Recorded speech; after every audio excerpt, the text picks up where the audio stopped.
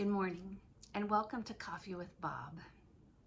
Yesterday, February 20th, was the birthday of the famous photographer Ansel Adams, whose incredible black and white photographs of the American West are masterpieces, as well as a story capturing the beauty that, at least when they were taken, few were able to see. And those photographs help to open up those parks and those landscapes to so many people throughout the world. Well, Ansel Adams was born in 1902, and he was born to a wealthy family. His grandfather was a very rich person who made his fortune on timber. His mother had Ansel when she was 40 years old, and Ansel was an only child to his parents.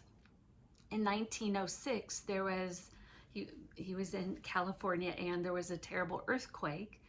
And as a 4-year-old boy, he was thrown down on the floor, and it damaged his nose. And if you've ever seen a picture of Ansel Adams, you know he has a very distinctly shaped nose, and it came from the earthquake of 1906. The following year, in 1907, his family lost their fortune in the financial chaos of that year, and his mother would be diligent about trying to recoup the family's fortune and always after her husband to focus on what they could do to get their finances back. And Ansel's father was probably the more encouraging one and supportive to the young boy. As he grew up, he had an appreciation for nature and art. When he was a youth, he taught himself how to play the piano and read music, and he was excellent at it. His talent grew, but as he was a little bit different, a little bit shyer, and he had what he called the earthquake nose, he felt himself kind of a loner, and he would spend much of his time outdoors or practicing the piano. And he developed the hobby of photography. There came a point in his life where he literally had to decide if he was going to pursue a career as a concert pianist or as a photographer. And he finally decided that for his skill set and his passions, he could probably earn more money as a photographer. He has a quote that I want to read to you. "Sometimes I arrive just when God is ready to have someone click the shutter." Sometimes I arrive when God is ready to have someone click the shutter. There was a sense of Ansel's life that he had an eye to see the beauty in the world. Now, there's beauty all around us, but a lot of times we don't have eyes to see. Now, we have the eyesight, but we're busy, or we're focused on things that we're doing ahead, or we kind of go around with blinders on.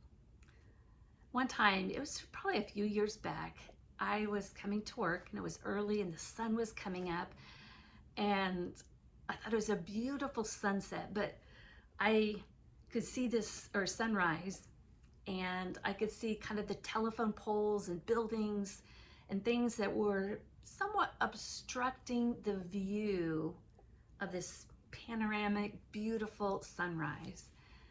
And then I realized, and I thought for a moment, well, if I was down on the ocean or something like that, that would be a beautiful sunrise. And the truth is, it's the same sunrise. But sometimes in the busyness of life, if you're near a city, you can see things that somewhat obstruct. And I realized in that moment, if I had eyes to kind of limit the obstructions and to kind of remove the telephone lines and the poles and the other buildings and cars, I was seeing the very same sunset that I might see, sunrise, that I might see on a beach somewhere.